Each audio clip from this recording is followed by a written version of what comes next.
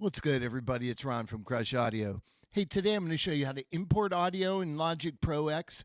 I'm going to show you how to export individual tracks and regions, as well as exporting stems so that you're delivering for either somebody to mix a project in a different DAW, or if you prefer to mix in a different DAW. I'll show you how to do it all. Come on in.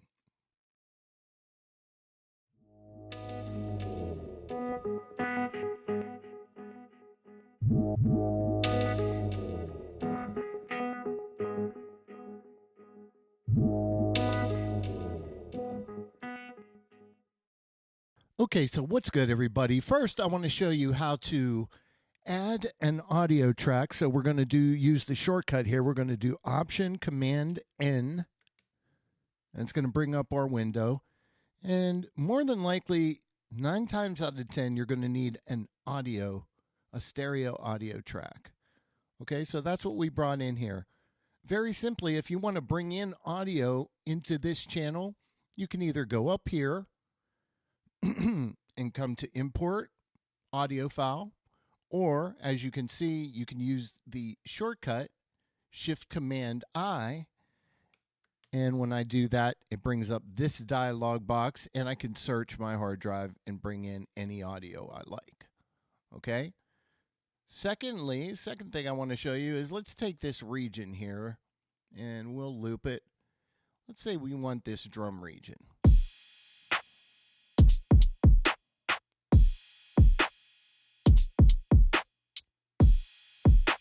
Okay, if I right click and I come down to export,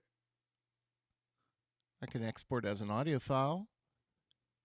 I can also add that loop to the Apple Loops library, and we'll save that for another time. Let's look at this dialog box, though. Very similar to what you've seen before. It's going to name the track. It's going to ask us, there are 3 different formats we could save in. Typically, it's going to be WAV file. For me, it's usually 32-bit float. I don't know why I just did that, but we want it to be a WAV file. Okay, we'll keep it at 24-bit. And here, bypass effect plugins if you want to just print it without any effects. If you have something with a reverb tail on it or a delay and you want to include that, make sure you check that. If you have volume information or you have it panned somewhere in the stereo field and you want it to print, whether it's heavy on the left or heavy on the right-hand side, go ahead and click that. And then for normalization, I usually keep it just for overload protection only, and so that's basically not going to allow any of our tracks to clip, but it is not going to normalize every single thing that comes through here. We'll get into this custom area in 1 second, but it's very important. You also see an example of what your region name is going to be. If you want it to change, you can change it right here. Okay? Last but not least, let's play you a piece of this song. This is from an artist named Tony Carpenter, who's blowing up in Nashville right now.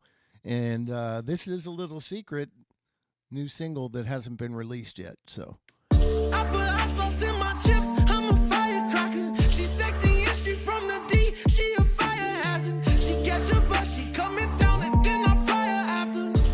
And everybody knows I get higher after. I put hot sauce in my chips. I'm a firecracker. She's sexy and she from the D. She a fire hazard. She catch a bus, she come in town and then I fire after. okay. So we're in the hook of the song here, and as you can see here in this session, not every track has audio in it, right? And let's say I wanted to only print the sections that had information in the stems so that I had a nice clean mix. Maybe I wanted to deliver this to a mixing engineer that I want to have everything clearly labeled as far as the audio is concerned, and I want to bounce it out. Okay, so the first thing I would do is I would come to my, let's say, my desktop, and I'd create a new folder, and I'm going to call it Stems for Project. Okay. Now I'm going to go back into my project, and I'm simply going to identify every track that has audio that I want to be bounced as far as the stems are concerned. And once I've identified them, and I'm doing this by just clicking as I'm holding the command button. So I want all of these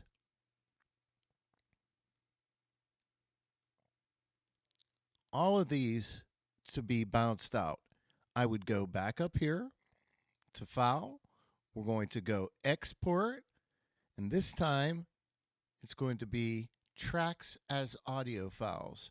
You'll see it'll tell us how many tracks we've identified, 13 tracks as audio files. And when I come down here, it's telling me what the example is. I want WAV files, right? And we want them to be 24-bit. We talked about this information. Overload protection, great. Now in the custom area, what I like to do for my stem delivery is I like to give them the tempo or the BPM. Happens to be 138 in this example.